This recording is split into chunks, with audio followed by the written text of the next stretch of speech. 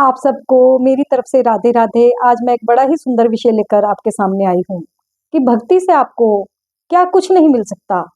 भक्ति से आपको सब कुछ मिल सकता है, जो आप चाहते हो भक्ति से आपको सब कुछ मिलता है। धन, मान, सम्मान, नाम।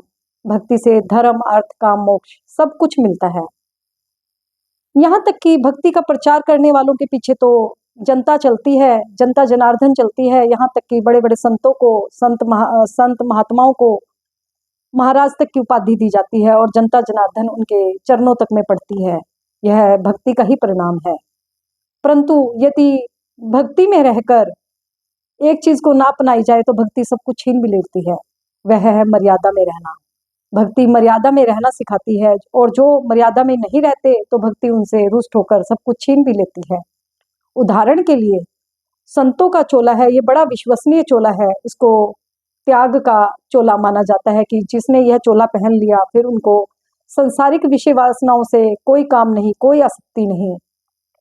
परंतु यदि संतों का चोला पहनकर भी कोई विषय वासनाओं में फंसा रहता है, स्त्री प्रसंग में फंसा रहता है या फिर अपनी लग्जरी लाइफ का प्रदर्शन करता है, तो फिर वह अपने मान सम्मान खो बैठते हैं और भक्ति महारानी उनसे सब कुछ छीन लेती है।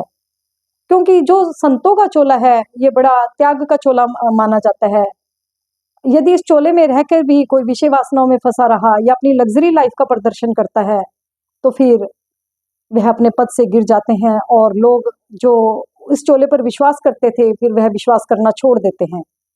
तो जो भक्ति है यह मर्यादा में रहना सिखाती है। यदि मर्यादा में रहते हैं तो भक्ति सब कुछ देती है और जो अपनी मर्यादा को तोड़ देते हैं तो भक्ति उनसे सब कुछ छीन लेती है। यही भक्ति की परिभाषा है। जय जय श्री राधे।